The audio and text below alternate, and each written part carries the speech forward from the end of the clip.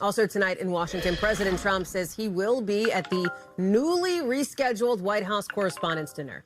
It's now set for July 24th after what happened in April. I know you remember this. This happened, right? This guy runs through the security checkpoint outside the dinner, armed with guns and knives. President Trump was rushed off the stage. That suspect has now pled not guilty to charges, including attempting to assassinate President Trump.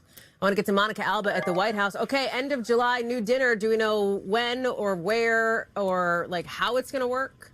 We have a few new details, Hallie, including that President Trump says he is going to attend. That was a little bit of an open question earlier when it was announced by the White House Correspondents Association. Remember that back when that happened a few weeks ago, the president indicated that he did want to see this rescheduled and he wanted it to be within 30 days. Well, that came and went and it wasn't possible, likely due to some of these logistical issues that are a part of organizing such a large event that usually takes place on the same weekend every year. So instead, it's going to take place on a Friday evening, and it's going to be at the Waldorf Astoria Hotel here in Washington, D.C., not at the Washington Hilton. And if the Waldorf sounds familiar, it certainly did to President Trump because it used to be the Trump Hotel in Washington during his first term and for a little bit of time after that. So he's very familiar with that ballroom, with that space. And again, he will be attending. He says he's not sure if he's going to, quote, make the same nasty comments that he had planned for his speech back when it was scheduled, when it had to be reassigned to the new date.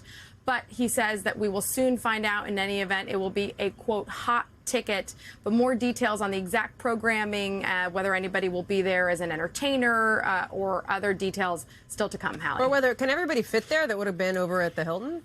Unclear. And okay. Remember that at the Hilton, there were many hundreds of people packed into that space, as they have been for years. So this ballroom may not necessarily be able to accommodate as many, but the actual information on tickets and how that will work still to come. All right. Monica Alba, live for us there on the North Lawn. Mon, thank you very much. We thank you for watching. And remember, stay updated on breaking news and top stories on the NBC News app or watch live on our YouTube channel.